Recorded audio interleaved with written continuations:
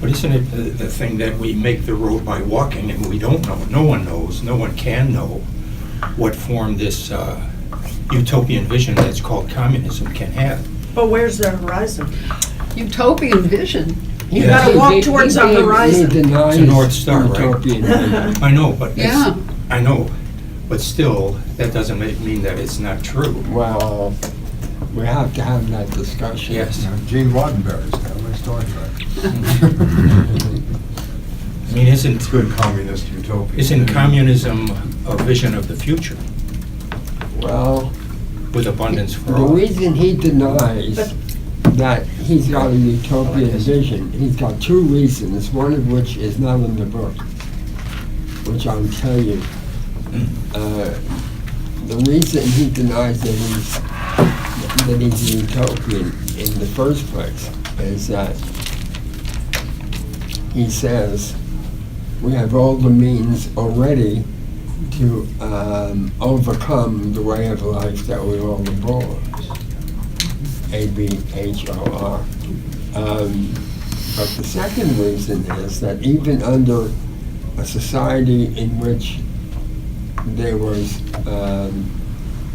no fundamental antagonisms, we still would have part of our work, part of our lives would be regressive. Did you get that? Yes. Yeah. Yeah. Somebody's got to work. Yeah. And of course, there's nobody in the labor movements of U.S., France, Germany, and much of Latin America who would not like to have a shorter work week. But their vision has become so limited that a shorter work week doesn't mean that the pleasure principle now dominates life. Isn't he saying that actually working has a life of its own, or the work system has a life of its own, that won't back off from 8-hour or 10-hour days? It's just, it has an inertia that can't be at this point reversed. Sure, people would back off on, academics back off on 8 and 10-hour days. Well, here's one definition from Michael Roberts, the economist, that I got this past week. He defined socialism as a superabundant society with no role for the state, but only for the free association of individuals in common action and ownership of the products of labor. Yeah, we shall have a free association in which the interests of each is the basis of the interests of all. Karl Marx. Yeah, exactly. Exactly the reverse of what everybody believes, and they call themselves Marxists. But it's an interesting reversal. One thing I noticed about the Marcuse as I got to the end of 4, which was as far as I got, was I know he talks about labor relations, but he doesn't really talk much about social relations. And he does it. He talks a lot about freedom, but he's not really in the terrain of everyday life. He didn't live an everyday life in his life. To be an But did he analyst write for the about it? OSS and the State Department, the Washington life is pretty far from the everyday if you're a government employee.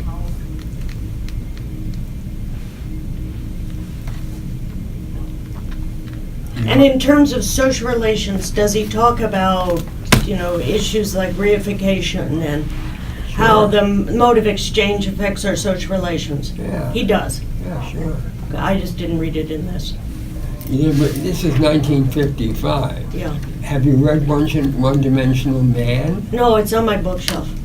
It's on your bookshelf. Well, I put it under my mattress every night. And that waits for the tooth fairy, right?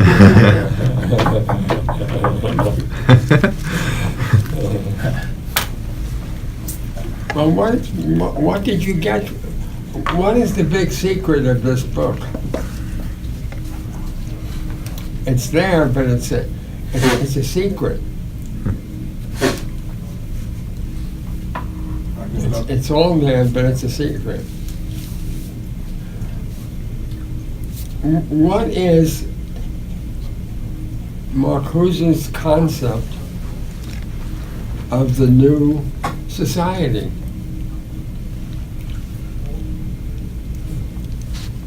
You all know the answer, it's but you free- don't it's know fr- that you know the freedom. answer. Yes, but I mean, be more concrete. I'd say it's freedom from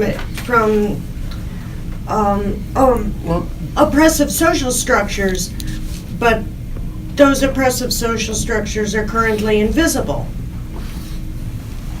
to us. the pleasure principle It's the pleasure principle. overcomes regression. In other words, they both and work regression. They both repression. They both exist, but work repression is subordinate. That's one of the things that he The cites. pleasure principle overcomes the reality principle? As the dominant principle of society, of social life. There's a reversal of Freud here, Yeah, where that's beyond the pleasure principle That's is right. rewritten That's right, around yeah, the yeah. pleasure principle as being primary, where it overcomes the reality principle, even though the reality principle remains. It's not something that is eliminated. It becomes primary and, in terms of everyday life. And this is a reversal of Freud.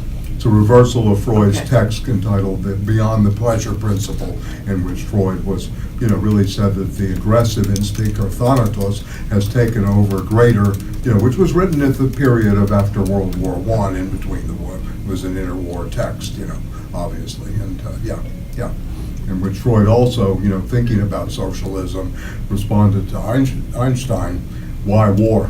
And he says, war is a necessary condition of our existence, the aggressive. But principle and so forth. I'm sorry, yeah. still, in 1950, Einstein joins Paul Sweezy and Leo Huberman Right.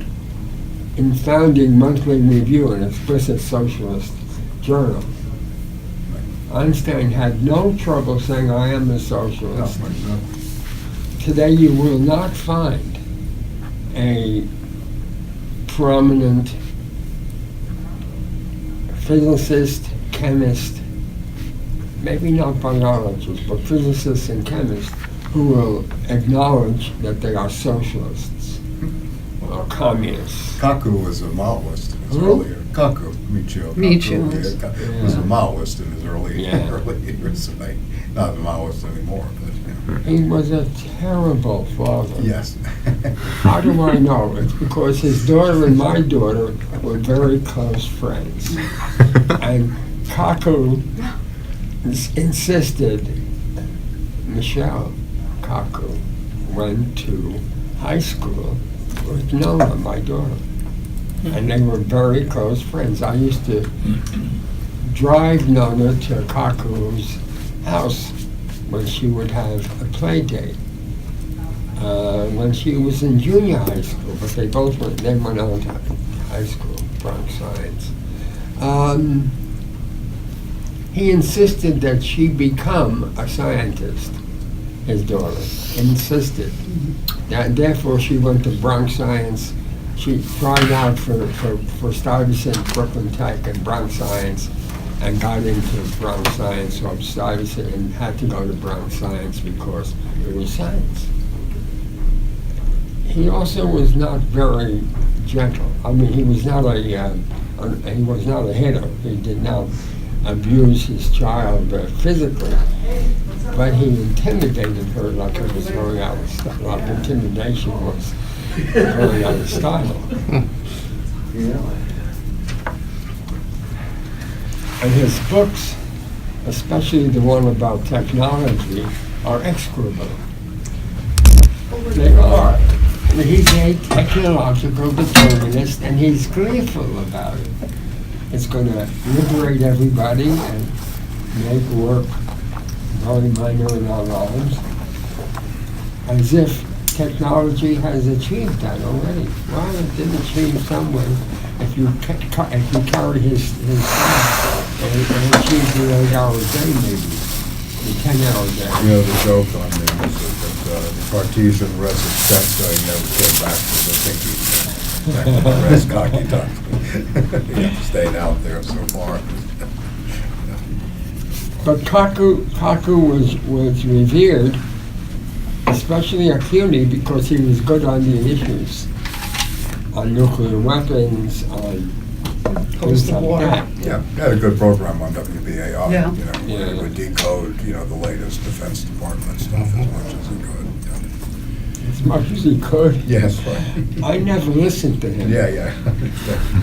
Did anybody else listen to him? Yeah, I listen. Occasionally, Yeah. I think he's gone over to NPR He's now. on NPR now. Oh my God, really? I didn't know he used to be a Maoist. He's on NPR. I know. I Well, thought you they were know, all that's born- where Oh, no. that's where all recovering Maoists go to sell out. Yeah, repent Maoists He go to went to NPR. rehab then. National Petroleum Radio.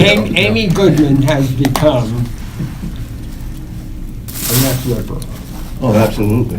I mean, she has. Maybe she always was. No, Well, I think the Indonesian military kind of shifted her. That's true. I was on a platform with Amy Left forum. 4 years ago. Yeah. Or 2 years ago, maybe. Yeah. 4 years ago. Yeah. One of those. And I casually, it was in conversation, I said I never graduated college. I went to college for a year, less than a year. I went to undergraduate school, and I never went to a full course graduate program, and I had a PhD. She didn't know whether to shit or go blind.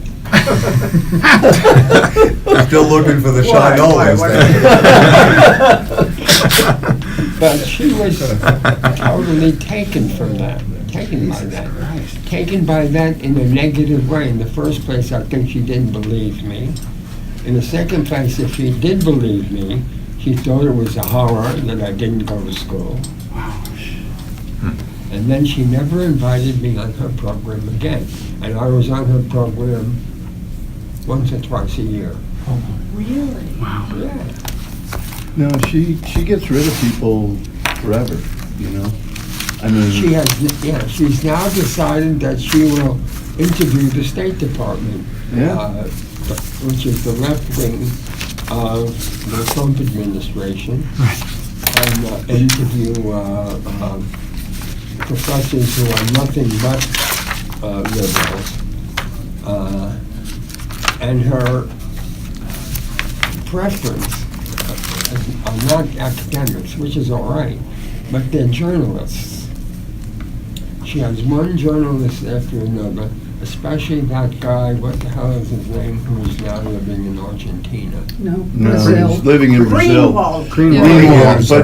But Those are she all won't. old friends. She won't have him talk about. He did a piece where he slammed the liberals. Green? Greenwald. Oh, I'm glad Greenwald. But Very critical.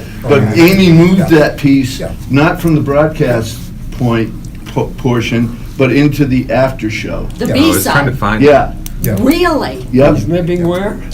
Brazil. Brazil. Brazil. I'm Yeah, sorry, Rio I de was- Janeiro. But his mate, his partner. Which is not a great place to be You think living he's if gonna you're leave? married to a guy. Yeah. Not Oh, right Especially now. His in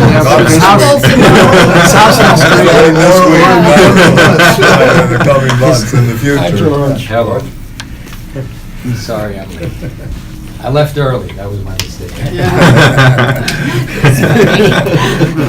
That'll teach you. So did the left. Oh, touche.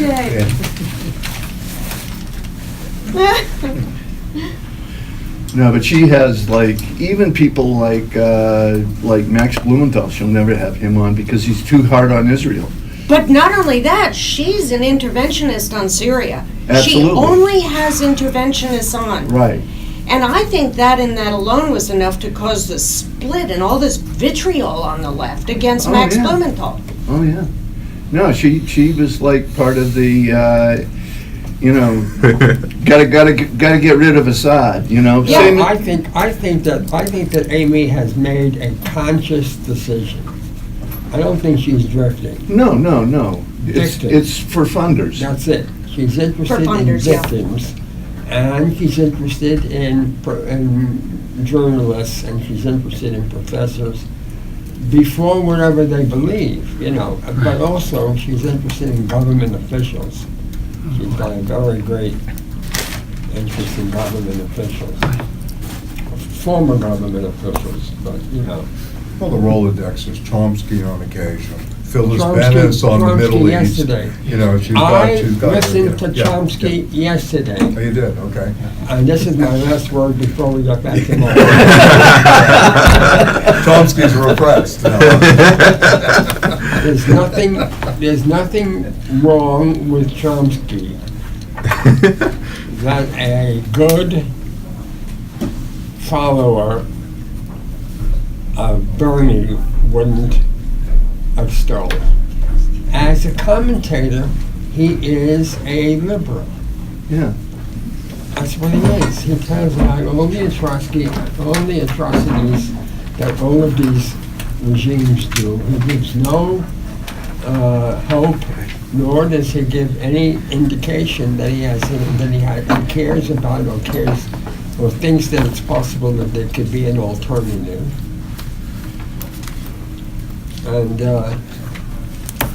I have to say that because he loved my first book and blurbed it, you know, and I don't think he read it, but, you know, it's... He's a fast reader. A lot of transformative grammar going on there. He uses the mattress. transforming grammar. All human beings of average intelligence can transform grammar. Therefore, we're all fundamentally, with some exceptions, equal as we are born. We all have inherent capacities that are equal. There's no such thing for Chomsky as anybody who was born brilliant or, you know, born exceptional. This is all acquired. You don't think that's true? Wait, I think Chomsky's right. Do you? I do too. Okay.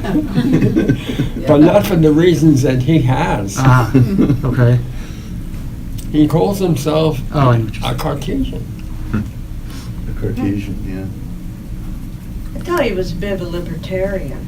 No one Left calls if you- himself a Well, Cartesian. philosophically, he's a cartoon. Yeah, if you listen to the way he No, you gotta read speaks, Cartesian yeah, it's meditations. by very, Noam he Chomsky. builds and builds and builds. Cartesian linguistics. You know. No, it's called How is that Cartesian Cartesian? meditations. Well, that's how, Okay. that's Cartesian logic. Okay. No. I'll take your word. Maybe he's got another word, but it's not Yeah, linguistics. okay. All right.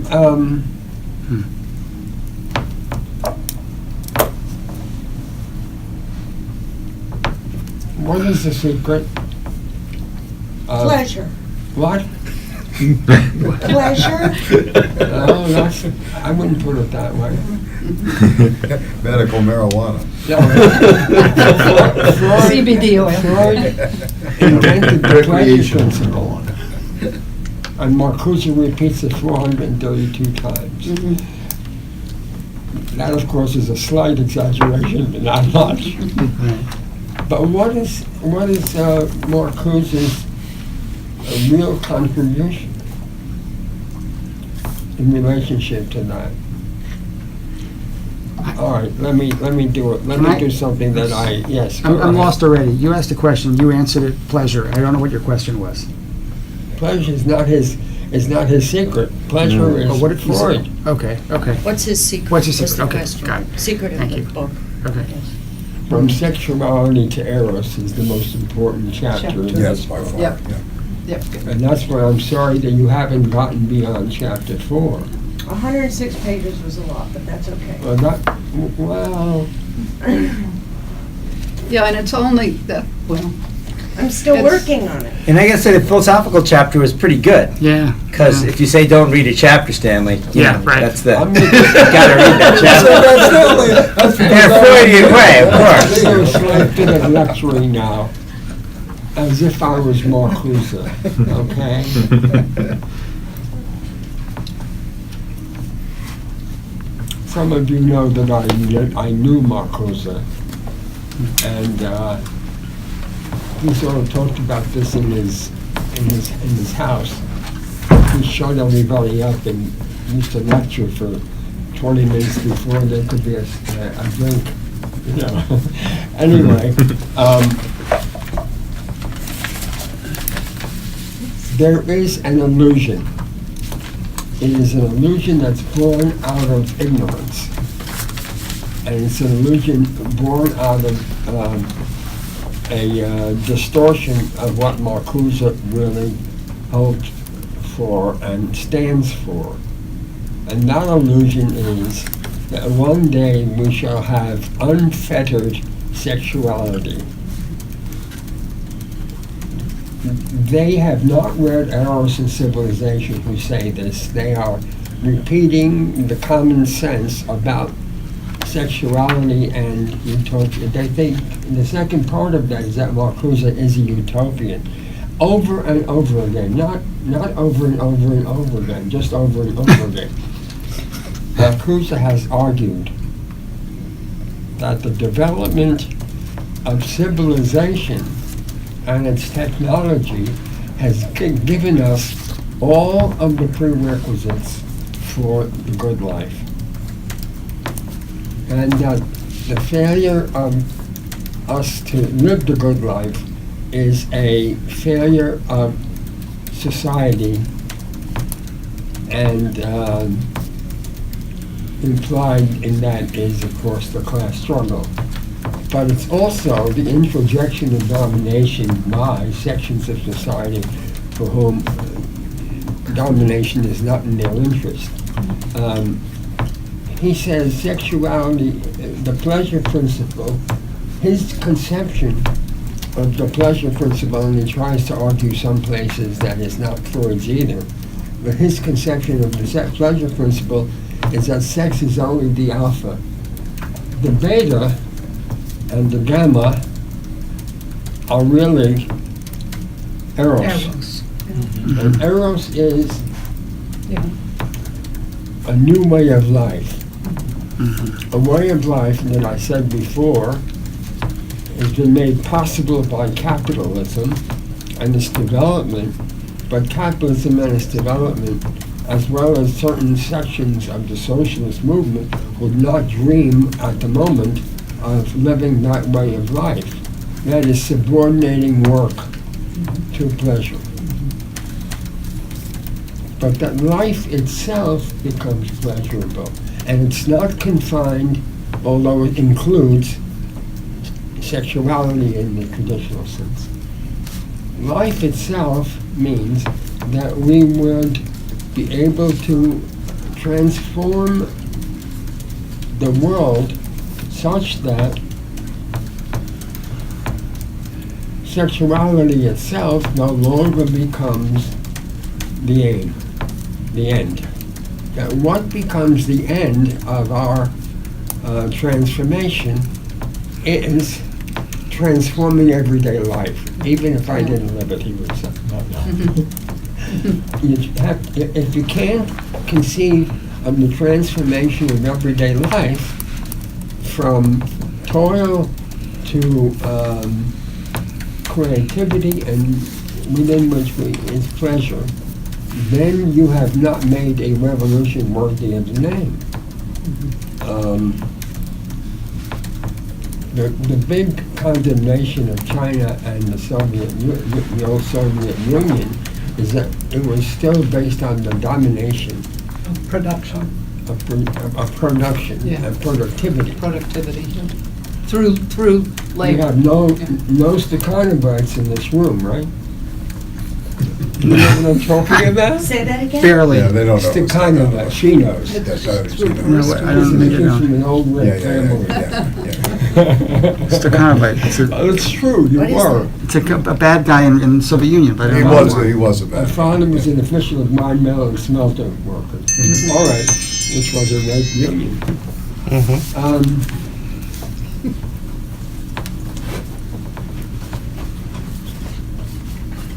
Stakhanov. Stalin and his regime introduced a miner called Stakhanov, who was in love, presumably, with work. And his glory was that he outproduced everybody in his mine, or maybe in mining itself. Oh, boy. And that was what the Soviet people should look forward in themselves, to become workers as an end, work as an end, to secure the Soviet Union. Right. Abolished, the revolution abolished private property and the means of production. Not private property per se.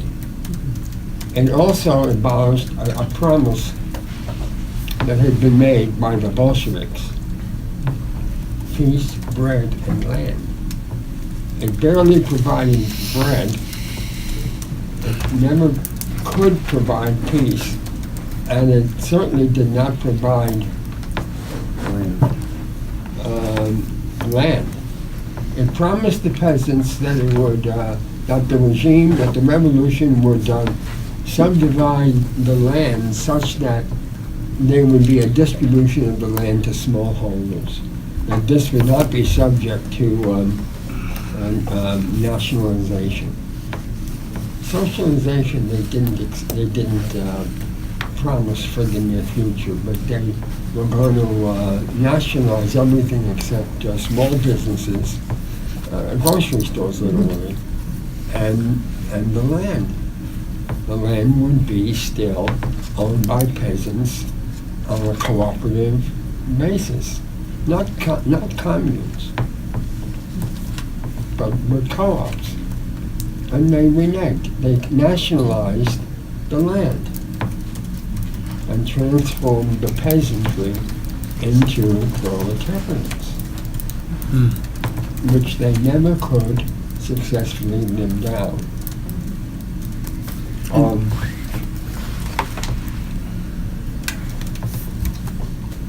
Nevertheless,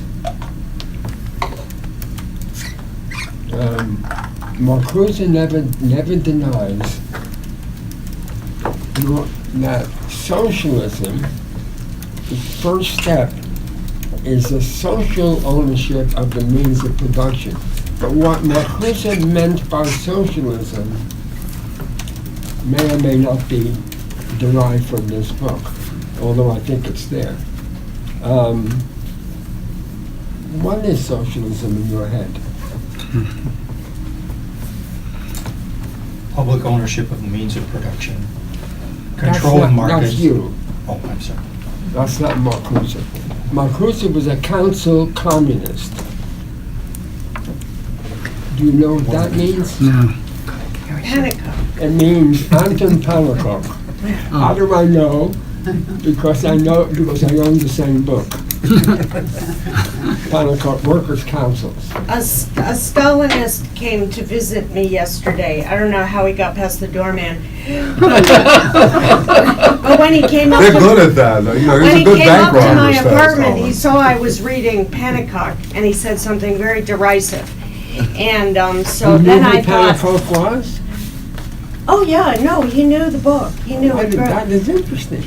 Yeah, but I wanted to know, I didn't really want to engage, but I did want to know what were the politics there. How old was your doorman? Oh, not my doorman, my visitor. That was Oh, just your a joke. visitor. Oh. My friend came up to the apartment, saw the Pannekow book, and said something derisive about it. Stalinists do read. He's a communist, exactly. you know, Stalin's. The story is very, They read the very beginning and the end. interesting. The Bolshevik Revolution, as you undoubtedly know, split the socialist movement. left Social Democrats in the thousands quit the Social Democratic Party and joined the newly formed Communist Party, which was founded almost universally in 1919.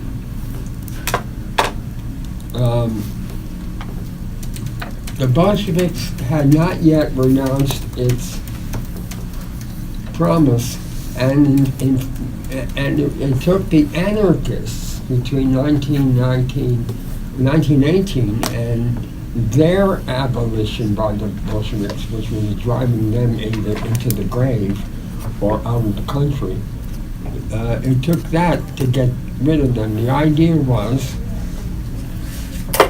that the peasants could be a part of the revolution on the basis of small holdings that were cooperative.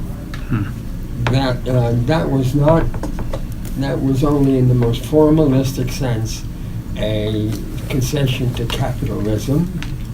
It was a necessary first step, and the Bolsheviks didn't even have that decency to live up to their own promise. That was the anarchist argument. And so they nationalized the countryside, and that nationalization of the countryside resulted in a decline of the productivity of the peasants. Because that wasn't what they were promised, that was what they thought was important. What's interesting is that even in the most fertile part of Russia and the Soviet Union after it, French small holdings in terms of productivity, private-owned small holdings in agriculture, are more productive than the Soviet Union ever achieved by nationalization. And in the industrial sector, although there was a lot of coercion, the most famous slogan that passed by every factory was how to describe the labor policy of the Communist Party, which controlled the Soviet Union. Does anybody know how to describe it? It's a joke, but it's not so much a joke because a lot of it is true. I know one joke that We pretend to work and they pretend to work. Yes. yeah.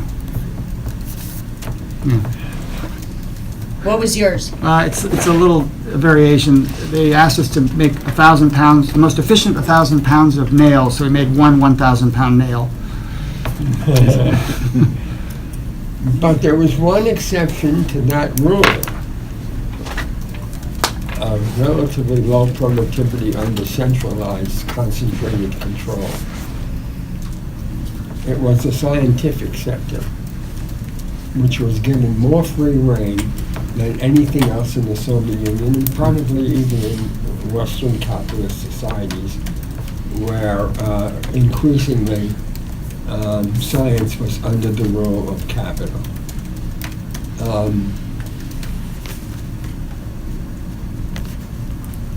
The primary example of distortion I learned in my old age, by the time I was in my 20s, was the way in which Pavlovian genetics was described.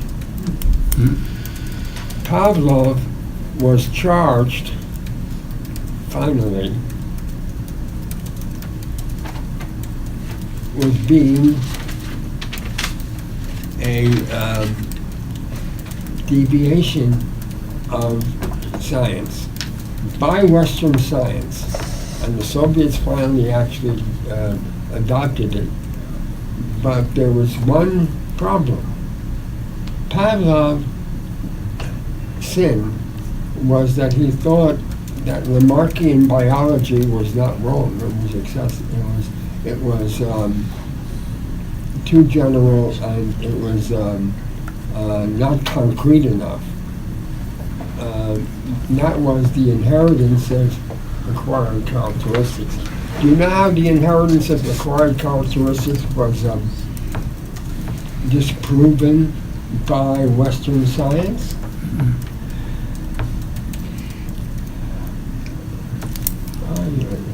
Yeah, 2 more times. Do you know, anybody know? No, I don't. Outside of Michael. Monsanto. What? No, it was a joke, sorry. Any idea how it was proven? Through the Does separation anybody know of, the name Weissman? And what was that? What did he do? was it disproven through the separation of identical twins at birth?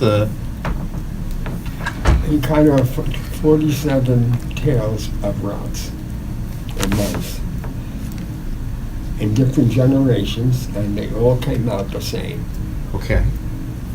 according to genetically, according to Weissman, which Western science said, aha, Pavlov was just a nut. The most eloquent and the most social defense of Pavlov is done by 2 very, very prominent Marxist biologists in the United States. Richard Levin's. Oh, Levin. Mhm. I love Levin. In What? Levin. I love Richard Levin's work. Well, he's I mourned And who was when the he other one? died. Dialectical Lewontin. biologist. that's right. And who's the other one? Is it Lewontin? Lewontin. I don't know. Or is it And he was also. Yeah. Go ahead. No, go ahead. I mean, No, go ahead. okay. Richard Lewontin. Lewontin. Lewinton. Yeah. Great little book on the politics of biology called Biology as Ideology. Yes. The DNA, the mapping of the human genome.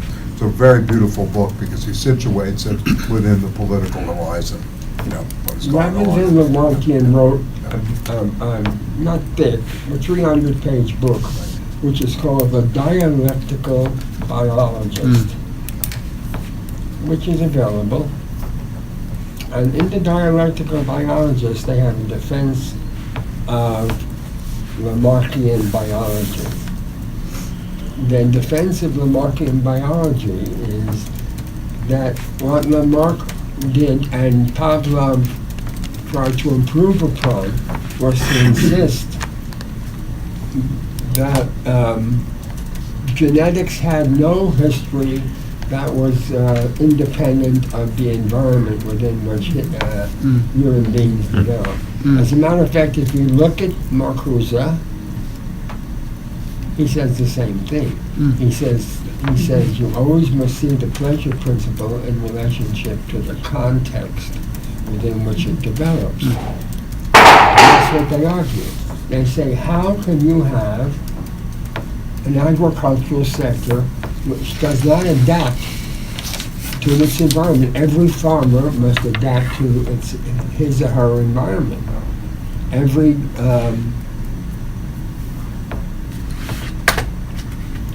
biologist, no biologist who is really interested in improving biology can ignore those conditions under which growth of plants and animals takes place. And in the Soviet Union that they were talking about, the Soviet Union still existed in the 80s. In the Soviet Union, or 70s, lots of the country is bitter cold and often sub-zero weather. It reminds me of upstate New York. Where worse. some parts of upstate New York you don't grow vegetables and you don't grow fruits. For some strange reason, you don't have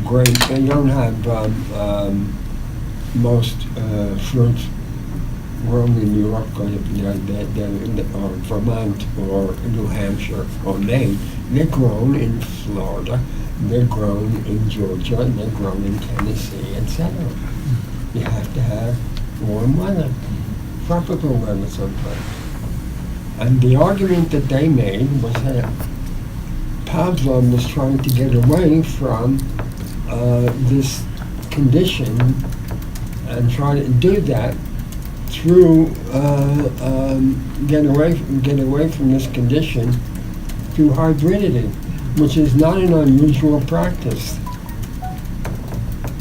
But his hybridity always relied, either implicitly or sometimes even explicitly, because I have some books by Pavlov, on the inheritance of required characteristics. That there are people, plants, animals who live in the world who acquire characteristics which they pass on to their offspring that were not present in their antecedents. And if you don't take that position, say it's Blumenthal and especially Levin's, you're engaged in some kind of idealistic philosophy. Idealism as a philosophy is not idealism as a moral position. You believe that everything stays the same, and Marcuse deals with this in this book.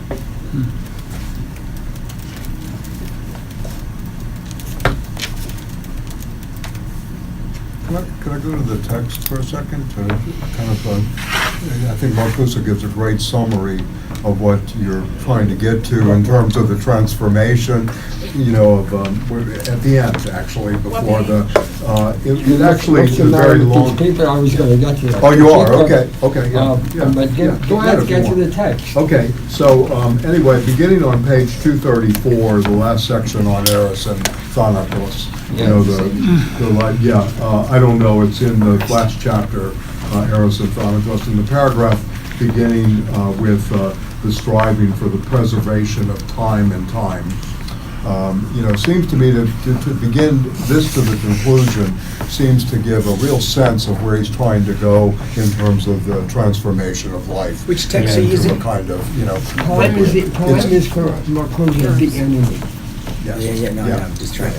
So for the arrest of time, for conquest of death, seems unreasonable by any standard and outright impossible under the hypothesis of the death instinct that we have accepted. I.e. Freud, the death drive. Instinct is a bad translation of the death drive. Okay, but does this very hypothesis make it more reasonable? The death instinct or drive operates under the nirvana principle. It tends towards that state of constant gratification where no tension is felt, a state without want. The trend of the instinct of the drive implies that its destructive manifestations would be minimized as it approached such a state. If the drive's basic objective is not the termination of life, but of pain, the absence of tension, then paradoxically, in terms of the drive, the conflict between life and death is more reduced. The closer life approximates the state of gratification.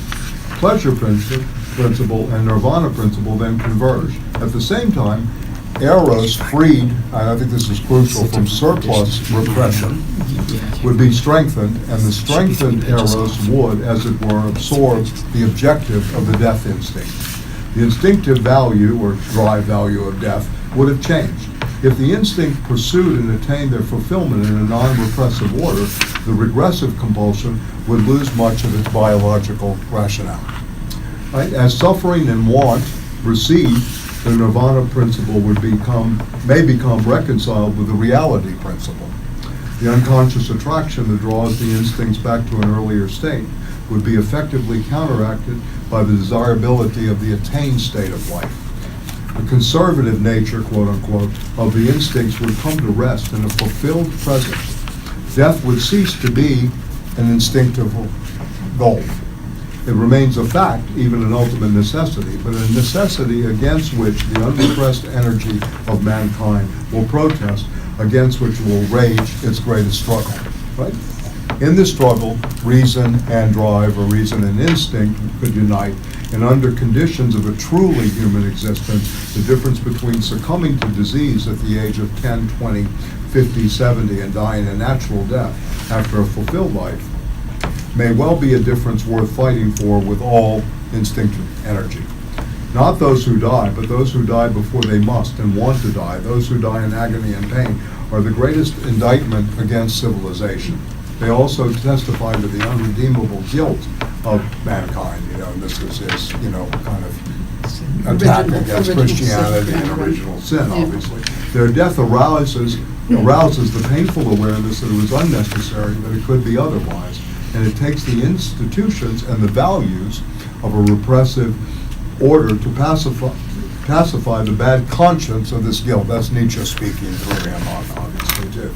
Once again, the deep connection between the death drive and in the sense of guilt becomes apparent. The silent professional agreement, this is nice, right, with the fact of death and disease is perhaps one of the most widespread expressions of the death instinct, or rather of its social youthfulness. You can make a You're mountain out of mixing that one. drive and instinct. Well, yeah, it's only drive he's speaking here. He's using drive. No war for that. Yeah, okay. But my text says instinct. No, but and it's you're reading I'm reading drive because that's the translation from the Trieb. German Trieb is drive, it's not instinct. Drive. It's So a it different should be word. drive. Should be drive, yeah. I'm interchanging because, but anyway, Yeah. it's drive. Yeah. But there's Yeah. a problem. Yeah. The problem is the straight cheese, James and John, the straight cheese use the word instinct rather than drive. And what Marcuse was doing in one-dimensional man as well as in Eros and Civilization was to use the word instinct to make it consistent with the Freudian translations. Right. But it's a wrong translation, He knew better. which Lacan made a big issue out of in the same period. Big time issue. But Marcuse knew better. That wasn't the problem. Because he was often confronted by sophisticated people in his class, his graduate class at UCSD, was the distinction between Trieb and instinct and drive. And his always answer was, I would have to write another book on instinct and drive and their uses in order to deal with this issue. So I prefer to refer back to Freud himself and his approved translators, because then I can get a wider audience. Well, it was Ernest Jones. It was Ernest Jones who facilitated that translation, No, yeah. not Freud himself, right? No. Yeah.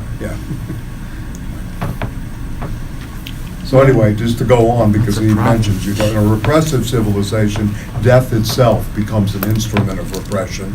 Whether death is feared as constant threat or glorified as supreme sacrifice or accepted as fate, the education for consent to death introduces an element of surrender into life from the beginning, surrender and submission.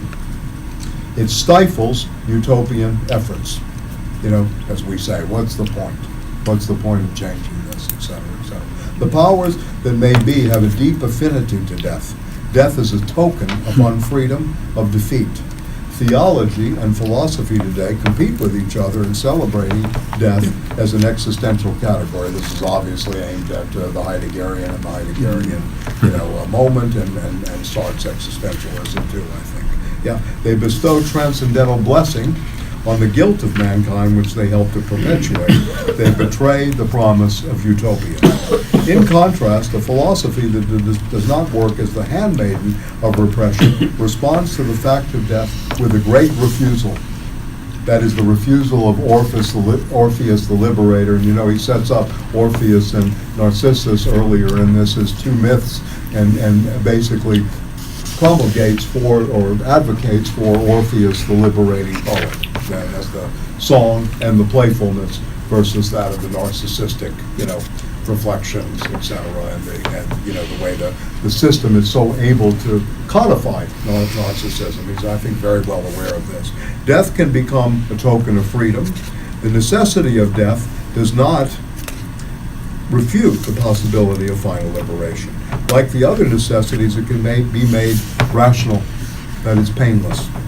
Men can die without anxiety if they knew what they love is protected from misery and oblivion. After a fulfilled life, they may take it upon themselves to die at a moment of their own choosing. But even the ultimate advent of freedom cannot redeem those who died in pain, obviously, to the Holocaust, Jewish Holocaust. And it is the remembrance of them and the accumulated guilt of mankind against its victims that darken the prospect of a civilization without repression. So I think this is a very, at least to me, it's a very beautiful summation of where he wants to go with this, and of course the great refusal was one of his, moments as a negation or a determinate negation of where, advanced capitalism was during that period, one of his, yeah. In 1978 or 79, at Cortland State University in New York, upstate, Adolf Reed organized a conference on liberation. And it was a pretty well attended conference, at least 200 people. I wrote a paper, which is in my bibliography, that is, it's published, on narcissism, and took Marcuse's position that narcissism is not simply egotistical self-love, but that anybody who's interested in the class struggle must recognize that if the working class does not love itself at some level, and look to itself as a powerful and pleasurable entity, it can't liberate itself. Did I take shit? I'll never forget. Really? Was Christopher Lash there? Not really. He was there, okay, I hear you. At that point, Lash still considered himself some kind of social. They were Stakhanovites. Anyway. The Stakhanovites, right. The Taylorization process. What did he? Anyway, the most vociferous response was by a good friend of mine, who's now deceased, Joel Covell. At that point, he was a practicing therapist, an MD who went into psychiatry, and thought that the distortion of narcissism to be a virtue was a distortion of psychoanalytic theory. Not one person in that audience got up to support my position. You were in the wrong crowd, Stanley. There were a lot of people in Europe that supported you, including Jacques Lacan, Jamin Schmerkel, I can give you a whole list. I tell you that I had not remembered that what I was saying from Eros and Civilization, which I read in my 20s.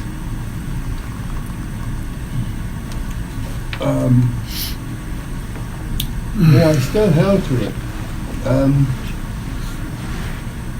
Some people came over and said I never thought of it that way. I said, self-love is not the worst thing for people who are oppressed to believe. At that point, I had just become recently a certified academic. You just got tenure? Bring the papers. You had just gotten tenure? No. I got tenure when I was invited as a visiting for Marcuse and Jameson invited me to UCSD in 1976 to teach a course, teach 2 courses for 1 semester. During that period, I was scheduled to go to Europe, and I went to France and taught in Paris 8. You know what Paris 8 was? It was the commie campus of the University of Paris. Post 68. What? Post 68. That's Yeah, right. yeah. Oh, yeah. It didn't have very many people of any note in it. Somebody called Deleuze, somebody called Foucault. Never heard of them. Who were because of their deviance, not because of their Marxism. Although both of them had derivations from Marx. Who were hired and consigned to the least prestigious of the Parisian universities, of which there were 13. But while I was still in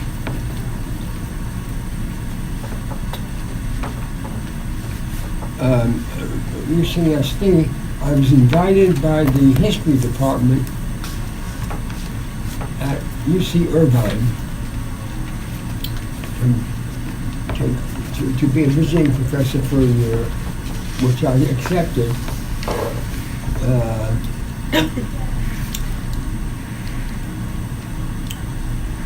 And lost my job at Staten Island Community College, which is now the College of Staten Island, part of it. When I got to the history department, and I taught my courses. My sponsor, my main sponsor was who? Sponsors were John Wiener and Mark. His second name was Mark Poster. Mark Poster. Oh, wow. That's right. That's great. I got a note in my box from an anthropologist who was working in the social science school in the programs in comparative cultures, not literature. Comparative cultures. Cultures. Cultures. Yeah. Would I be interested in a job there? So I went over. He said, if they agree, you're tenured. Of course, the opening calls for a tenured full professor in comparative culture. And Joe was the chair of the department. Well, what happened was, it goes to any outside appointment that would have tenure attached to it, not an assistant professor, but an outside appointment, associate or full professor, has to go through a review process. And the review process is a committee representing the whole campus, computer science, other natural sciences, so-called natural sciences, and the humanities and the social sciences. And John Wiener was on that committee. He was appointed to that committee. I was turned down by 2 separate committees on what's the word? The proper word was, it was a tie vote. And a tie vote would have turned me down, but Wiener convinced the chancellor, which is what we would call a president, to get another committee. after the second tie vote, Wiener went to the Social Science Citation Index, which is the international referee for achievement in the social sciences. Every citation that any social sciences has in an approved social science journal, approved by God knows who, but Somebody with there power. are those who are not approved. Anyone that are approved means peer reviewed. Not every peer reviewed journal was approved, but most of them were. And I turned out to be second in a faculty of 47 in the social science group and the number of citations. Wow. So Wiener goes to the chancellor. So the chancellor says, okay, tell me who to put on the next committee. Wiener then selects the next committee. I don't know too. But that's the way I got hired. Yeah. What? And that's how you got tenure. That's right, I'll tell you, I never went through the mill. Yeah. Yeah. Yeah. Yeah, because You actually did the work. I never went through the tenure mill. Right. right. The usual tenure mill, which is 7 years, and then you go to have tenure. And at CUNY at that time it was 5 years, and I only had 3.5 years. I couldn't qualify for tenure. They promoted me to associate professor, but they did not qualify me for tenure until I went 5 years. And when I told the guy who was vice president, the de facto provost, but my problem was that I had been offered a full professorship at Irvine. Would he give me another year? He said, I can't do that. You have to quit or come back. So I quit. I had no job yet. And that was during the review process. And I went to Irvine, lasted 4 years in Irvine, and went back and took an offer for a visiting professorship in political science at Columbia. The experience at Columbia in political science was surprising because I had students sitting on the floor coming out of the doorway of my office. And when they came in, they said, we would like to nominate you for a job here. And then you're teaching next semester, that sort of thing, right? Of course, I taught 2 semesters. And I taught 2 years and 2 semesters. I said, I'm not sure I want a job here. I had met a woman who I turned out to live with for the next 25 years, Ellen Wells. And we were just getting involved. She said she was willing to come to Southern California. She wasn't an academic, she was a journalist at the time. If I didn't get, if I couldn't get a job at Columbia or anywhere else in New York metropolitan area, but the job came through, did not come through at Columbia because I didn't want it. I quit University of California Irvine with a full professorship with tenure, and it's called crazy by everybody. And I said to them, I'm not worried about a job, I'll get a job. And if I don't get an academic job, I'll write for a living. They thought that was nuts.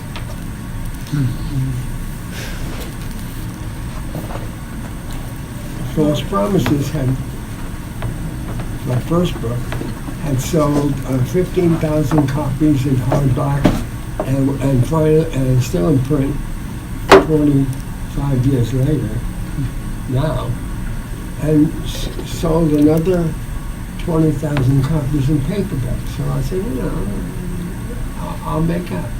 That was what I said. But I did get a job at the sociology program, but that wasn't the only job I had. I also formed the Center for Worker Education at City College with the Teamsters Union, with a guy named Joe McDermott. And I agreed to teach half-time there and half-time at Columbia, and a half-time there and half-time at the Graduate Center at CUNY for 4 years. And then I went to CUNY Graduate School full-time, because I came to the conclusion that students don't learn anything at community college. They don't learn anything at community college, no matter how good the teacher is, because it's fleeting. They don't have the chance to work with a single teacher. I mentor, while I was teaching, maybe 100 students. Mentored. I taught classes, but I mentored 100 students who did their PhD with me. And then some of them graduated, got their PhD, and still we had a small study group for another 3 years. It may still revive, I don't know, but that's how I got tenure. That's how I got a full-time job. Amy Goodman, I don't know what her response was. Something under surprise or disapproval. I took it as disapproval after a while because I didn't got invited by her anymore. Disapproval that I didn't go to school. How do you know it was that he was disapproving of? Well, she always didn't particularly like my point of view, but she thought here I was a Professor. tenured full professor in a acceptable graduate program, and I was publishing a lot. And when she learned, I think, that I had no legitimate degrees, although I did get degrees, they were legitimate ex post facto. But when I got those degrees, the new school was a BA. I got that by writing a paper. The Union Graduate School was, I wrote a dissertation, but they were not certified. They got certified eventually, but when they hired me at CUNY, I didn't have a certified PhD.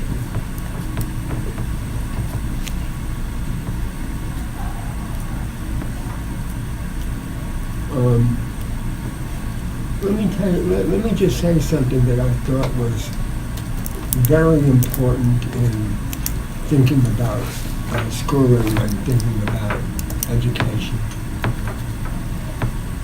Several of the students that I taught, and especially the mentor that I mentored, maybe a dozen students, said in effect, I didn't know how to read until I took your class and studied with you with the independent study.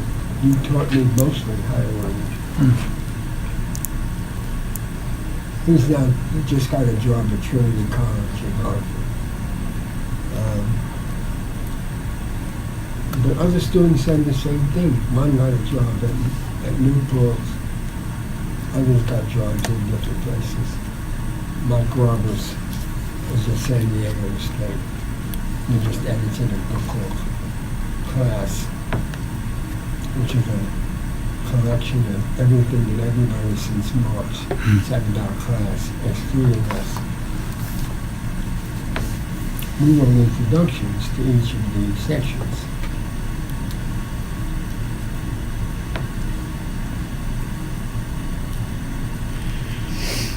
Stanley? You asked us, it's interesting, last week when you said don't read the philosophical section. What did you say? Last week you said don't read the philosophical section, so of course that's I read that, right? So, didn't get to the other stuff, but got to that. But I really appreciated the end of last week to try and parse some of the language, as we said. I think like this, rereading this. We would have to spend a whole session on the philosophical. I have made a decision, but you can reverse it. Well, I just think that I found it really actually thrilling right in the middle of it to actually have, because he says it's a philosophical inquiry into Freud, and so in the middle of this, he has this story about philosophy, and so he grounds. And I think that's something that Freud wouldn't do. Freud. That's for 2 weeks from next week. Okay, so. A week from next week, that's 2 weeks from today, if you want to do that. But next week, I will ask you to read Walter Benjamin's Theses on the Philosophy of History. It's 13 pages, that's all you have to read. And Illuminations. And if you can read it straight through without having to read it 3 times, you haven't understood a word. You should read it more than once. One and ask thesis at yourself, a time. who's the hunchback? For example. Thesis on. But we'll do some Philosophy of history, yeah. We'll do some close reading, as Michael just did. Do you think we could do a little bit of close reading today on a couple other passages? I'm sorry? A couple of other passages we could do some closer reading on? Do you think we can read some other passages? Not from that chapter. Okay. And I have a question for you, Ben. Talk to me. I was wondering what you thought about his reflections on happiness in the light of what you said last week. Was that walking around on the Lower East Side after getting a good bialy, you were happy? I found out that everybody gets slaughtered at the synagogue later in the afternoon, and I didn't feel as right. I tried to keep the happy feeling going, and I've tried to sublimate. You hear this horrible news in the world, and it's not. And you try and say, I'm gonna have dinner with my brother. I was gonna try. What did you think about Marcuse's reflections on happiness? That we walk around, we have what we need. We've got lots of baubles to buy. But we don't have happiness. Well, that's what I was saying. But Ben did. Well, what I was trying to say, and actually, Ben was happy last well, week. know. What I was trying to say is, That's what I'm asking about. this the I aesthetic want to know where dimension. you got the bialy. That makes you so happy. And I had a really good Jonas Schimmel's Eagles. That was great. I was acknowledging that I think Jonas Schimmel has the best. It was I mean, I gotta tell you. That's all we need to know. That's but I think this chapter, I love the aesthetic dimension, but he's over and over and over again in the book, he walks to this precipice of saying we can have the pleasure principle, you can sublimate it a little bit, but but then it's risky, then it's dangerous, and he sort of repeats the civilization's discontents argument, but then he says, but maybe we can still have art, maybe we can still have pleasure, but and sometimes he gets into almost double or triple negatives to the point where I'm like, that's why I wanted to do some reading, because the there of what he's pointing at. I appreciate the philosophical chapter because it seems straight, but there are points. If you look at 118 in this, Marcuse would never deny moments. How you get this vocabulary? Yeah. I was wondering that. You could have, but he would go further. You could have a successful, happy personal relationship with another person more than simply admiration. You can have that and still not be happy. Your life is not a happy life. Because life is not simply about love relationships with another person, Right. or even another group. Happiness has to be a sense that you and I are participating in the ownership, if you want, of our environments, of our social environment, which can only be collective. And it has to be universal.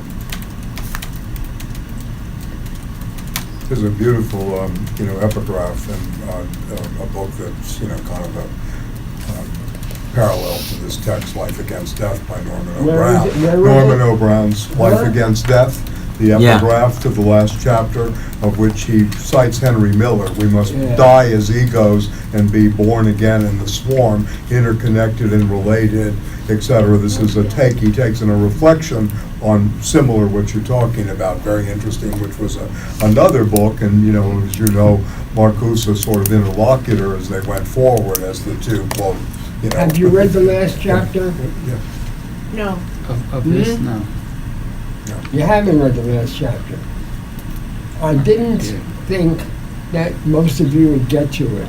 Really? You read it, huh, George? Yeah. You got to it. You're not most of you. You're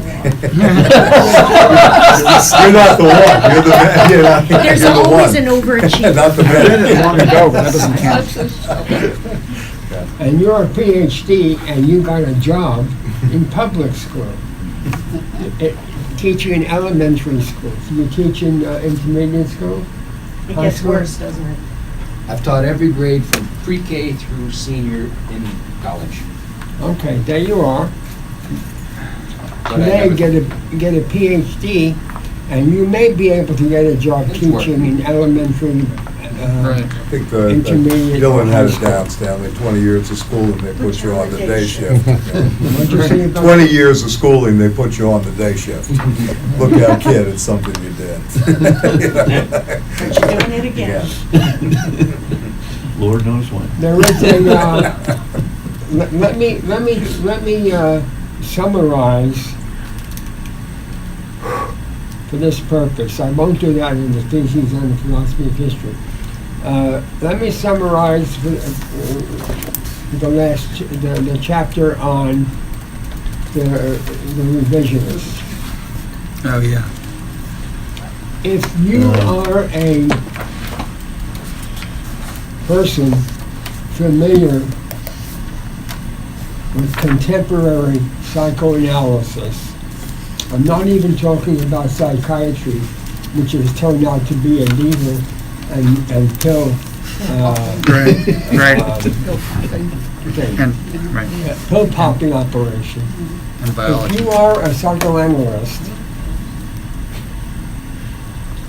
you are following a trend in psychoanalysis which was begun by a variety of people, but primarily by a psychoanalyst, a Freudian psychoanalyst named Heinz Hartmann in the 1930s. And Rudolf Lowenstein. What did you say? Rudolf Lowenstein and Oh. Ernst Gries. The three, triumvirate. Lowenstein is another example, and Yeah. who's the third? Ernst Gries, K-R-I-S. Yeah, Ernst KRIs. Kreis. But Kreis was an esthetician, Yes, that's true.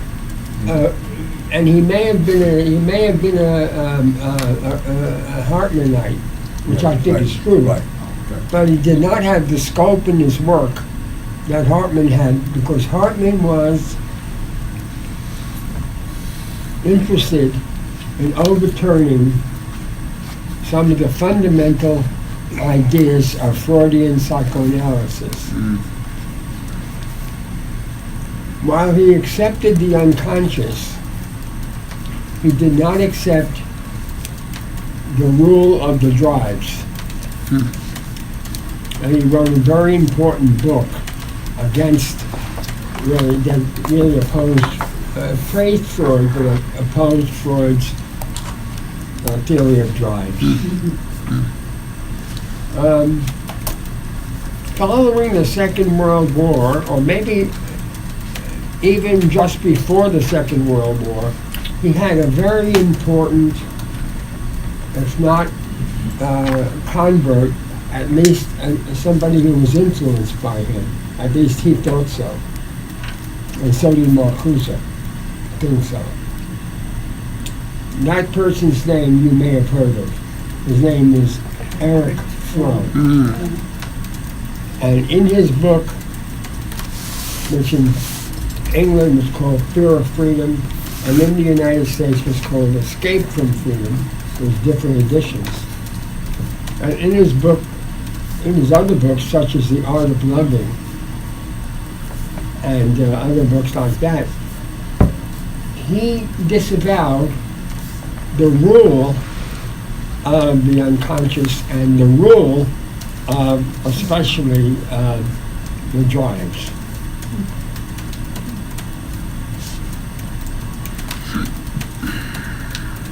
But Freud still had a very radical, not a right-wing radical, a left radical theory of the relationship between people and their social, economic, and generally historical environments, in which there was always a premise of the interaction between the drives and the environment. And the criticism of Freud for a kind of drive determinism, that is, the determination by the drives over everything else. I know that Marcuse read Escape from Freedom. I don't think he understood it. Really? I honestly don't, because somebody I know who loved Freud, and I, who got to be an acquaintance, not a friend, of Freud, I decided to reread it. Escape from Freedom, The Art of Loving, and some others. I think Marcuse missed it in the case of Freud. But what he didn't miss is the disavowal of the importance of the drives in the shaping of not only human consciousness, but in the shaping of society. He didn't miss that. You're saying Fromm got that right? No. Marcuse got that Marcuse right. Just saying. Understood that. Yeah. I think That's what he pulled out I of think Fromm. Fromm held to a much more complex position on the drive than Marcuse gave him credit for. I see. And then a dope, who's on the West Coast, but originally was from was from the poor city in Long Island. You may have heard of Rosalind. You know what I'm talking about, David? I'm not sure. It's the Gold Coast. Yeah. He came from a upper middle class family, and I believe if you come from that kind of a family, you have a lot of miseducation to uneducate yourself about. And Russell Jacoby never did. Oh, shit. He followed Marcuse almost to the letter, and repeated his arguments with no editorial comment, and extended them.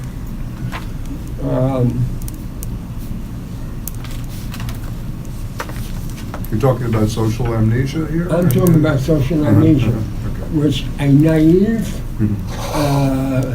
writer named Stanley Aronowitz reviewed favorably. Right. You did. I Very love that favorably. book. I remember that. Yeah. Anyway, Marcuse criticizes in that chapter what were called the The appendix, the critique of the Neo-Freudian The epilogue. revisionism. became to a large extent social determinists on the one hand, and on the other hand, individualist psychoanalysts. They believed that their responsibility was to treat individuals who were neurotic and treat the neuroses in a special way, namely by trying to get at the dream work. I can't believe that nobody in this room has ever not had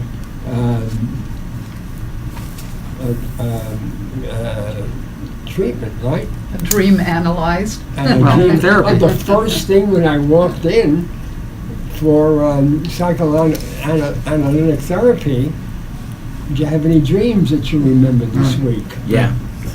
Or, you know. And then the exchange is, I'm gonna give you back your fantasies. That's the exchange principle. Yeah. Right. There used to be a class at UCSC called Birth of a Poet. What was it called? Birth of a Poet. And it was all about analyzing your dreams. No, genes. Dreams. Dreams. Oh. Well, a lot of this sorry. I Yeah. don't disavow the importance of the dream work. I think it's Freud's foundational book. Yeah. Was Marcuse a friend of Fromm?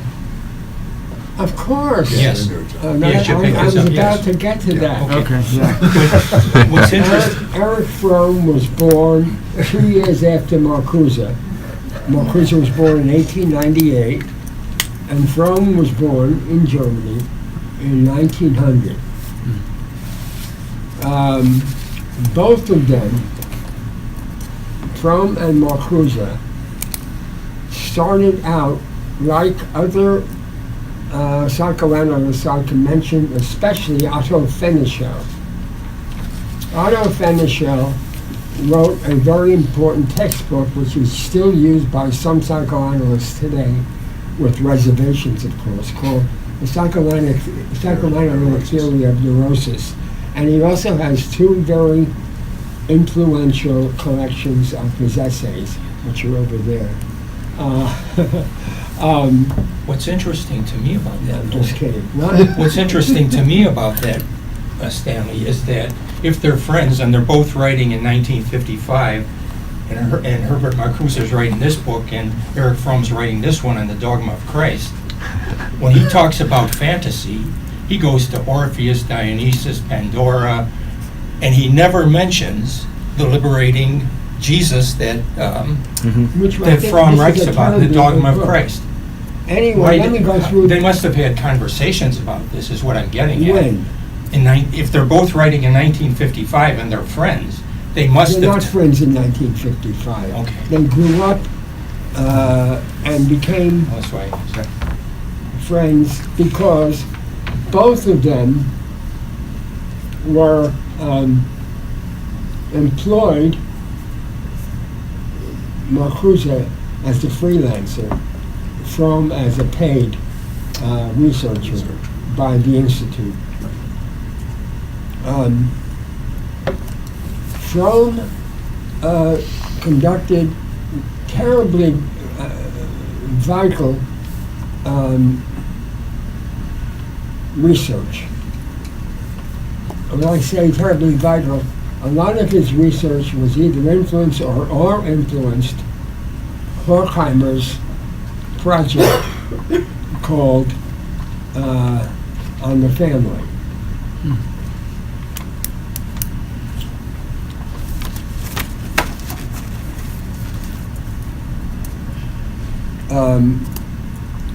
He also did a study in 1932 of the German working class.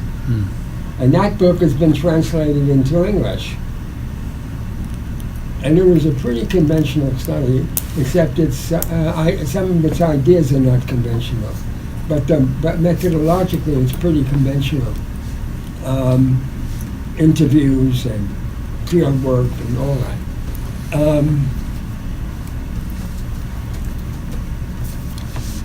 From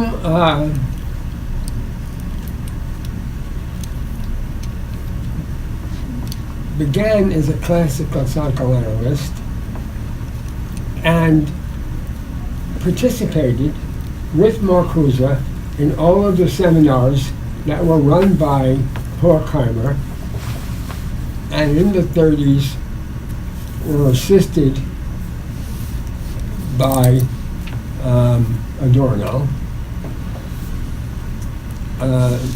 in the early 30s. He ended up in the United States via Hawaii.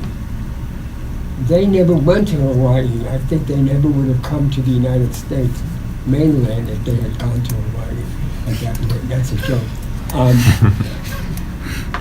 Marcuse went to Paris and went to Switzerland for a while, where the Institute had a branch. He wasn't invited to come to Paris as a permanent resident during the period, the post-Nazi period, which is 33 to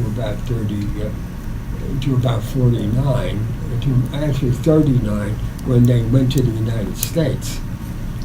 And he did not participate with them, even in the United States directly, but was friends to them. Fromm began in England and came to the United States in the 40s and established a practice. Could not get a job. The Institute people weren't qualified, as we know, to teach in the majestic American university. Amy Goodman wouldn't have had that. Very good, Phil. Very good. Well played, well Played well. Amy Goodman, not material for democracy now. No prime time. One partial exemption. I use partial, you'll see in a minute. Adorno, the Institute was able to get a temporary, which they considered to be a temporary home at Columbia University, which hosted them and didn't pay for them except giving them room. They raised their own money. And they lived there in the 40s.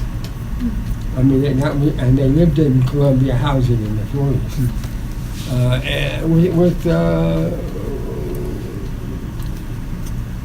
With the exception of Adorno and Horkheimer, for a period, lived in Hollywood and did research in Hollywood. In fact, a lot of Adorno's middle works are written from Hollywood. The stars fall down to earth. What'd you say? The stars fall down to earth. Yes. One of his books of that period. Right. But the other exception was Adorno himself. He comes to New York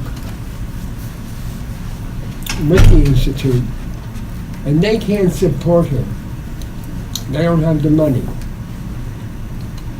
Horkheimer supported it, and they have freelance people like Marcuse who, for a while, writes for them for their journal, but mainly works for the State Department and the OSS. Adorno, however, gets a job as a research associate for the Institute for Applied Social Research. Isn't that at Columbia? Isn't that interesting for the name of an institute? To distinguish yourself from this utopian, fantastical comic group.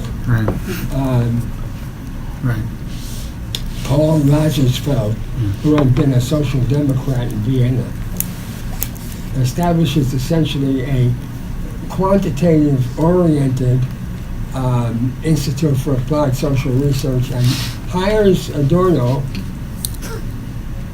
and finally fires him with a letter after a couple of years. He didn't have The tweets letter then. is, Dear Teddy, I regret to inform you that we could find no room for your services at the institute. So he's fired. Texaco is withdrawing their funds, after what you did. Texaco, the oil company, is withdrawing its funds from this project because of your criticism of the Symphonico. Right, anyway, that's the underlying, The what? the underlying, Texaco, Adorno criticized the Texaco Symphony, you know, that would come Yeah, on that every, wasn't sponsored by even- Texaco, Yeah. you know, as part of the Princeton radio project. Adorno wrote a proposal that was entirely in the spirit of the Institute for Social Research, which was not in the spirit of the Institute for Applied Social Research. He wrote it after having spent several years in Newark, God's chosen country. I lived there for 10 years, so it was God's country. And he made a proposal because he had to be renewed and he could find no room for him. No criticism, but no room. But Lathesfeld criticized every one of his research projects that came in as reports. That was only a partial exception. He was always a year-to-year researcher. He was always intended to be a year-to-year researcher. Finally, as you may know, that champion of democracy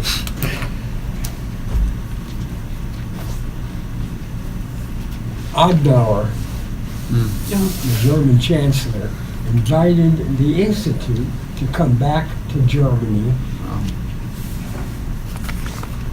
and establish itself, and the government would support them. They took the bait and came back to Germany and established an institute complex, office complex in Frankfurt. They never called themselves the Frankfurt School. They called themselves the Institute for Social Research. And while Horkheimer remained a very important icon, Deus ex machina, right? It was Horkheimer who actually ran it day to day and was the main teacher of students. Marcuse never forgave Horkheimer, although they remained in contact continuously. He never forgave Horkheimer for the failure of Horkheimer and Adorno to invite him to come to Frankfurt as part of the institute.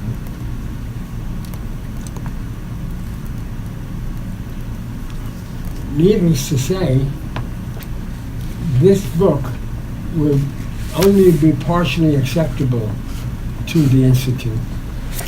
What was acceptable was its Marxism, because the institute, regardless of what you hear from most of the dopes who run Marxism in the United States, the institute was subconsciously a Marxist oriented institute. And if you read Adorno carefully, he always talks about Marxism as if it's his own, and criticizes orthodoxy, and doesn't think of theory as not a practice. Do you know who became most popular in the United States for making the argument that theory is a form of political and social practice? Nobody, right? Louis Althusser, who told his followers not to read the Institute's work, not to read Marcuse or Adorno, because they were not Marxists. And I encountered many of the Orthodox.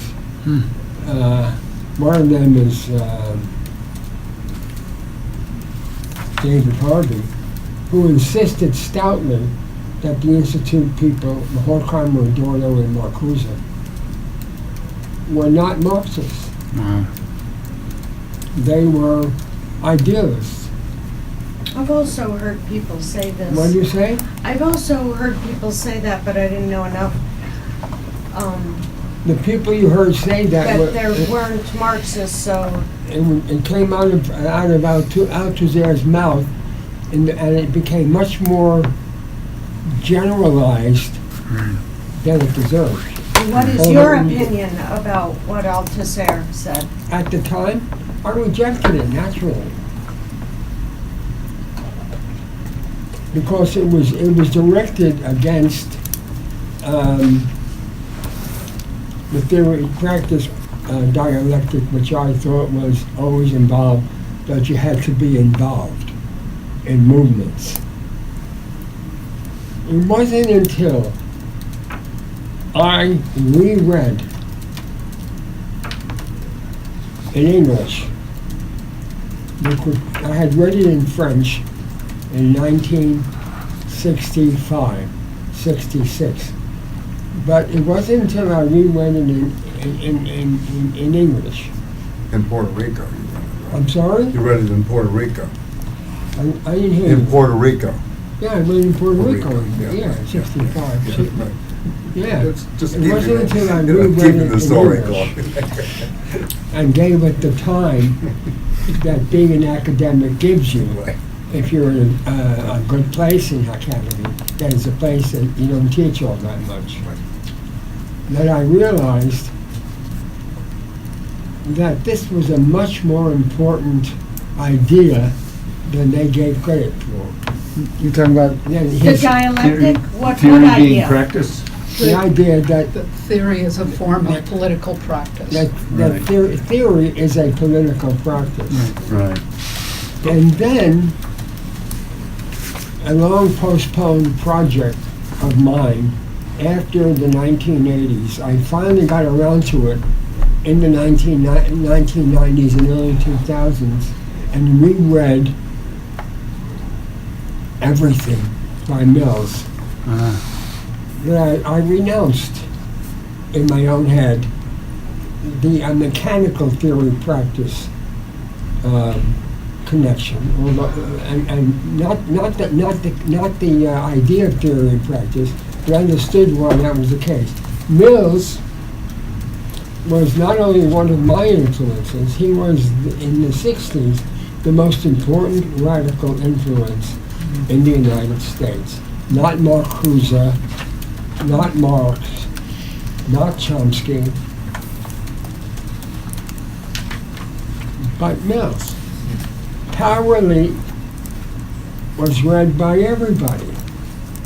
Or I use the word everybody, every activist. He never walked a picket line, he never was a member of the union. But his first book, which was about the American labor movement, 1948, is the most searching critique of the unions that I had ever read. He had the thesis that I advanced in False Promises that got so much notice at the time. He had this down 15 years earlier. 25. No, No, only 15? Okay. Yeah. Only 15. Because by the early 60s, I was already convinced. Oh, yeah, I see. I didn't write it. Mm-hmm. I wrote it in certain small spaces, but I didn't write it in a book or anything. My book came out in 73. I started writing it in 71, but it was a summary in some respects of ideas that have been percolating in my head for at least 10 years, at least since my own exile to Puerto Rico. I wasn't literally exiled, but I was exiled in the labor movement. Oh. And now I have to tell you a story which I don't think I've told you. When I was working in a factory called Driver Harris, the leading Harrison, New Jersey, by the way, it was the leading maker of chrome wire, which is used in electrical parts. All electrical wire has chrome in it, and they made chrome wire. And I worked in that place. When I worked there, I was still active in the anti-war movement and other critical activities. This was the early 60s. Actually, it was called the Peace Movement at that time. And I was close to, certain leftists, right? Some of them were communists and some of them were not. My mother had a relative who was a skilled worker in a leading electrical manufacturing plant in North Jersey, which had been a UE plant, which was an IUE plant, and he was a communist. And I knew him. His name was Gabriel Blocksberg. So I became I was unaffiliated. I became a delegate to the Essex, West Hudson CIO and then AFL CIO Council. And I was a member of one of their committees. One day I get from the executive secretary, who later on became the Democratic Party Congressman, Joseph Minish was his name. I got summoned to an executive committee meeting of the council.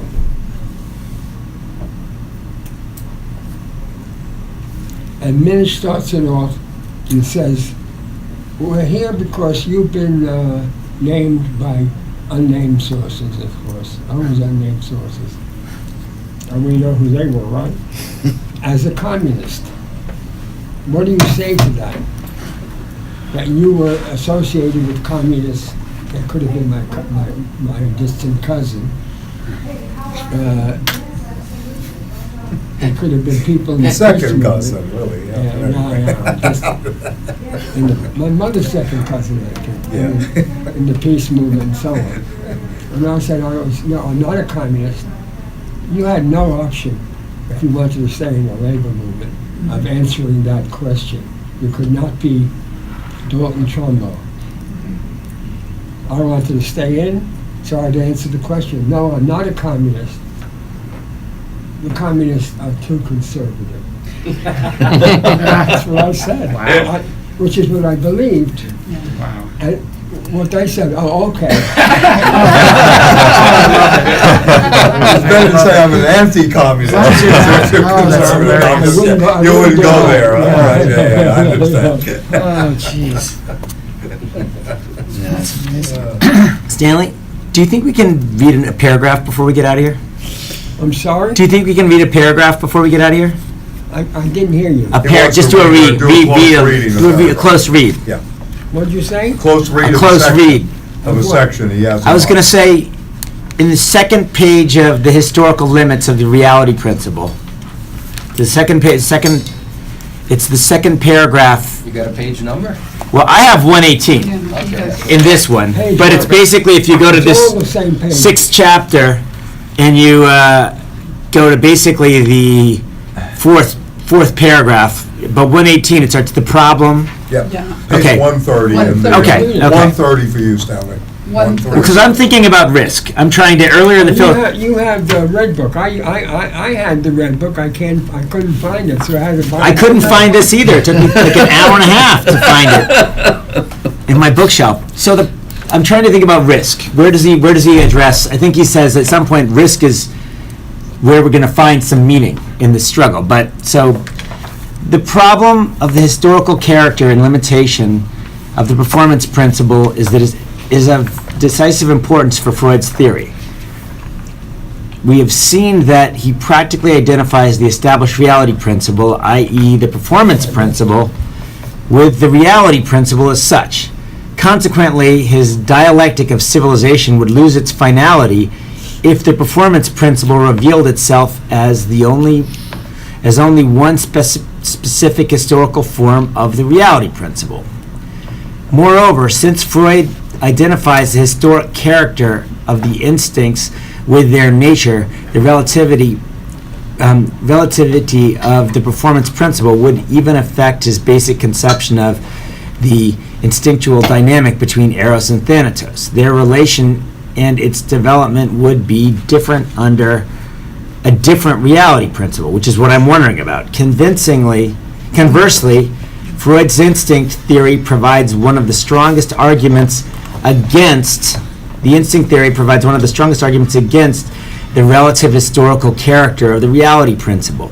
If sexuality is in its very essence antisocial and asocial, and if destructiveness is the manifestation of the primary instinct, then the idea, so this is civilization is discontents, then the idea of a non-repressive reality principle would be nothing but idle speculation. Right.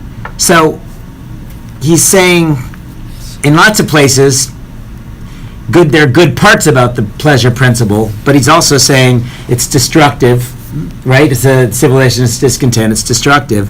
But the idea of a non-repressive reality principle would be nothing but idle speculation. Is he endorsing a repressive reality principle there? No. Okay, well, Nobody sounds like it. it sounds, I think, talking about misunderstanding, people read the reality principle too one-sidedly. Mhm.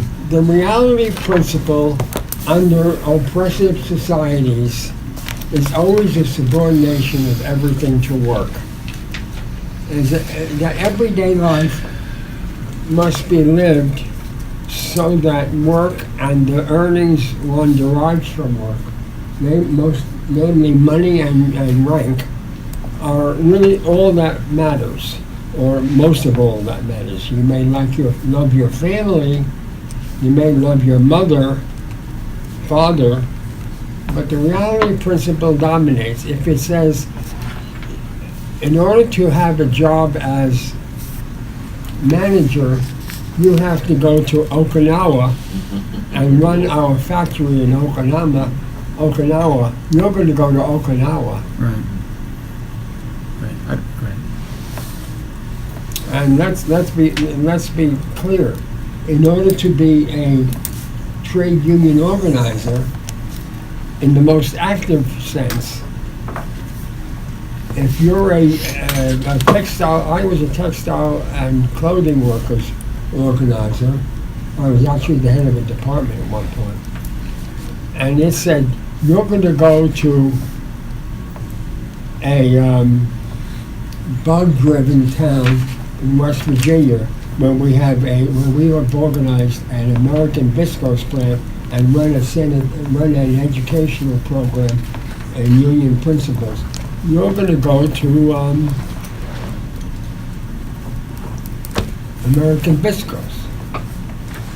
Viscose is a textile, artificial textile fiber. It's really plastic, but more than that. You can go to Puerto Rico, so I went to Puerto Rico. We have a organizing campaign in Sewell Manufacturing in Bremen, Georgia, 65 miles south of Atlanta. go down and, participate in the campaign and see what's happening. I was ordered to do that from the national office where I worked, where I had my office. What was the company's name? So you went down to Bremen, Georgia, Bremen, and there was a suit manufacturing company, which was called Bremen Manufacturing.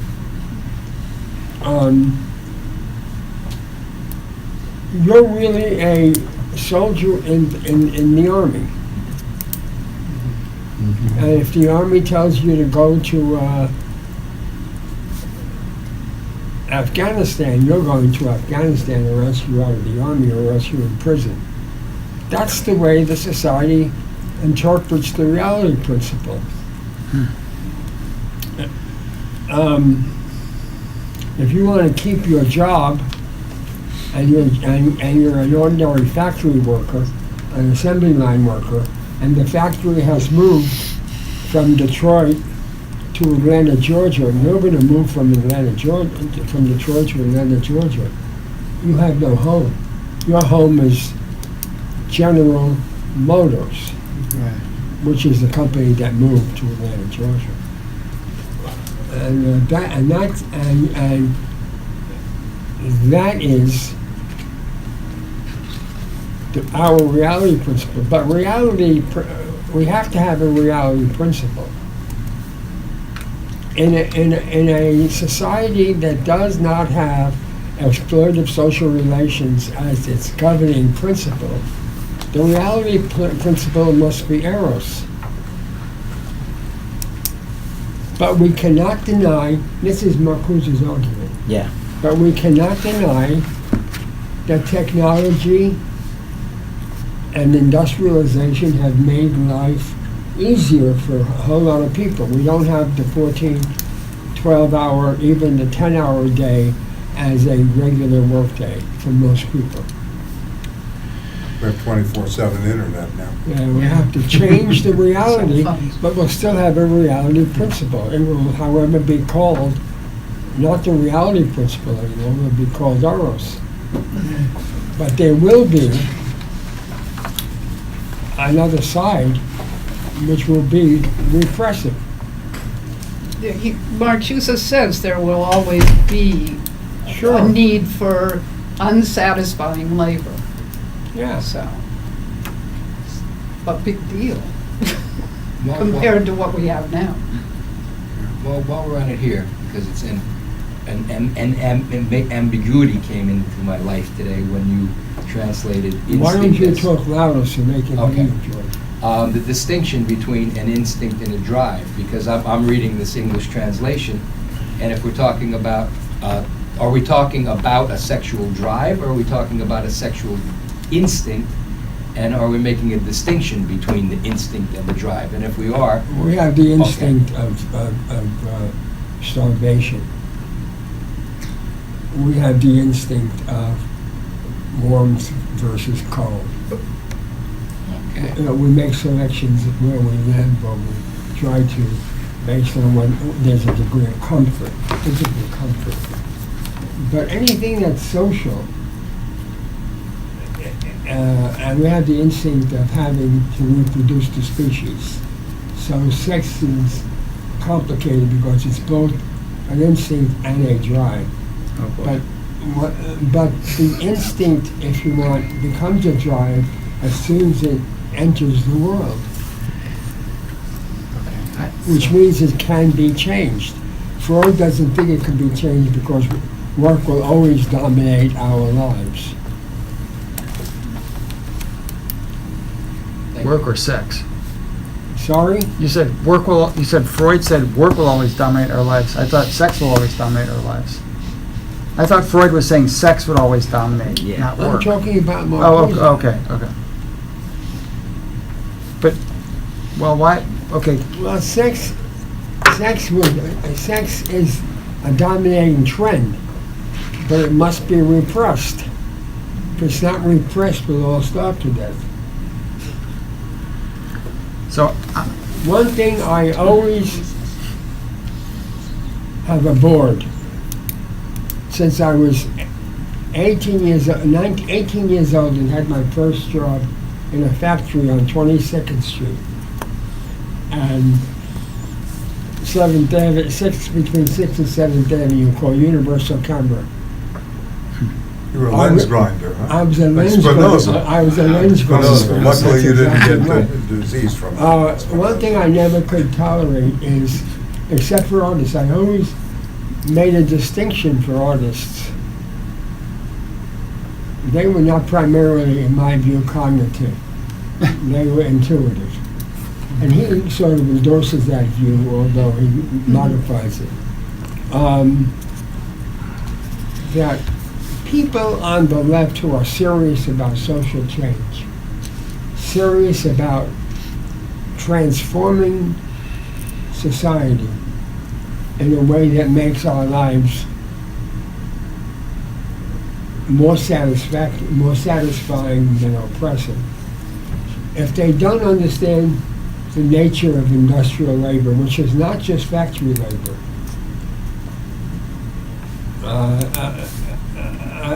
a French philosopher has said that industrial labor is the way in which we work, which applies to a wide variety of occupations, not simply making goods. If you're a specialist, like most scientists are, and most social scientists are, with the partial exception of philosophers and humanists, but not American philosophers. But if you're a specialist of one kind or another, you have submitted, perhaps unconsciously, to the reality principle. You've decided to limit your understanding of the world to your field. How do you know you're not a biologist? How do you know you're not a statistician? You know, these are the kind of things that lead to a reality principle which is entirely capitalist. You notice there was a line, as far as I can tell, there's one line here which is a much more developed line in Marx than it is almost anywhere after Marx, except Lukács. The division of labor is in some ways the essence of capitalism. You do the same job. Somebody else does on the same item. If you follow Lukács's logic, we might have to regress from technology to a different kind of work. Regress. Or a different kind of technology. What? A different kind of technology. A different kind of technology that would resemble the crafts, not the current crafts, the old crafts, rather than the industrial labor. Industrial labor is not meant to be satisfied in and of itself. It's meant to be to let us live and produce profit. I mean, obviously, surplus. But we engage in it because it's better paying than most service employment. And for a long time, it was better paying than college teaching and public school teaching. When I worked in the factory outside of Newark in a town called Harrison, New Jersey, I made more than teachers in the public schools of Newark.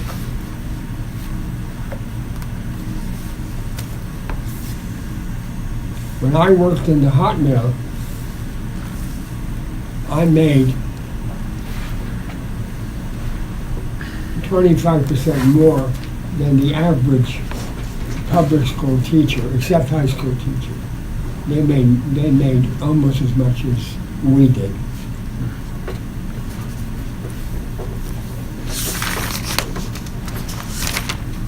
I'll never forget daydreaming for $5,000. Because all I really made most of the time was $60 to $80 a week. $80 is $4,000 a year. And it's $2 an hour. That was never enough. See that? But by the time I got laid off for the first time, I was making $4 an hour, which is $160 a week, which was more than Newark public school teachers who were making $80 or $100. They were making $3 an hour tops, high school teachers. As we calculated it, they worked 6 hours, but they worked at home. They worked more than 8 hours.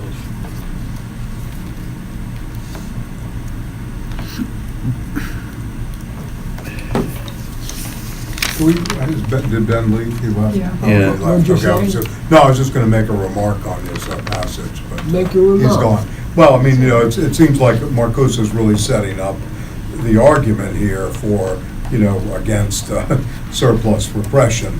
He's really talking about a revision, where Ben was reading from page 130. If you go to the next paragraph, Freud's drive theory indicates, or instinct theory, indicates the direction in which the problem must be examined. The performance principle enforces an integrated repressive organization of sexuality and of the destruction instinct.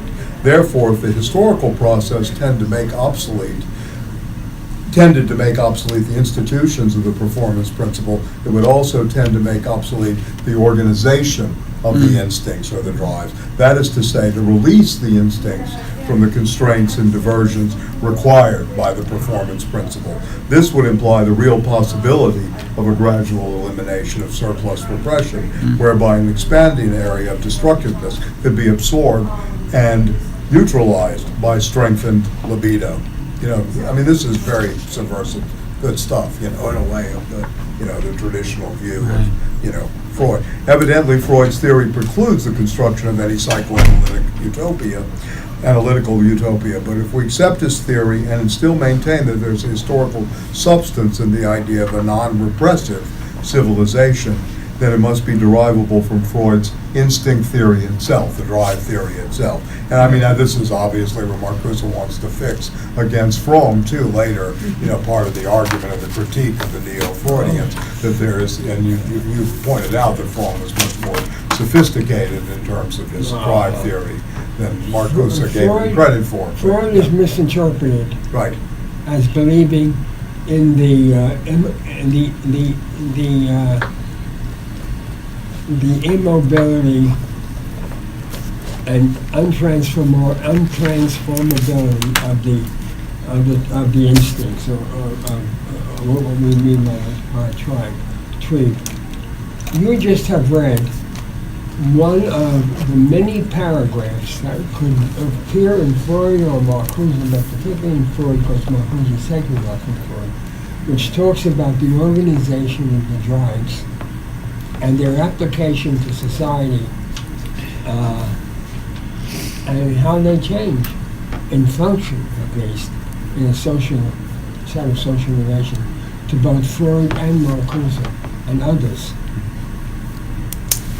But psychoanalysis has been removed and reduced from any possibility of understanding social change, because it focuses on individuals and believes that it is another version of medicine, Right. a verbal version of medicine. Right. Now many of them have gone into genetics. Yeah. They're no longer into the talking keyboard. They're into pills. They become pill poppers and amateur psychiatrists. Right. And conformists. What? Conformists, obedient, reinforcing the system. Yeah. to the reality principle. That's another one of his critiques of the Neo-Freudian movement, Is that- is that it's really oriented towards cultural adaptation. It's an adaptive Yeah. psychology in a way. The Sullivan, Horney, Clara Thompson schools are all part of this kind of almost reintegration into American Right. society. You situate this as post-World War II Right. in terms of assimilation. Now, And that the understand analysts begin to, participate in this moment, just like the construction of the social sciences is applied sociology as Adorno experienced. Escape from etc. Freedom is Yeah. 1941.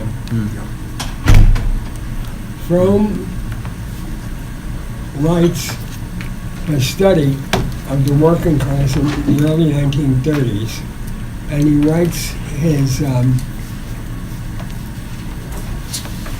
other papers, psychoanalytic papers, in the 1930s, a couple of years before Escape from Freedom. That would raise a question with anybody with any sense. Can he have turned around 180 degrees in 3 or 4 or even 5 years? The answer is no, he did not turn around 180 degrees. He has some reservations about Freud, serious reservations, but he did not deny the drives, he did not deny the repression as a serious trait of capitalist reality, principle. Is it 2 o'clock? Yeah. Yes. Well after, Stanley, you Sorry, stamina, man. You're becoming like Fidel, You have a question? Okay. No, no, I'm looking, please. No, I'm speak. saying coming up, you have a course. Yeah, I'm gonna do Lukács today, yeah. So, I know we're, New class this afternoon? Yeah, I'm gonna do some of What do they do? the phenomena of reification. What? Phenomena of reification from reification and, Oh, yeah, and the consciousness yeah, of the correct area, right. Yeah.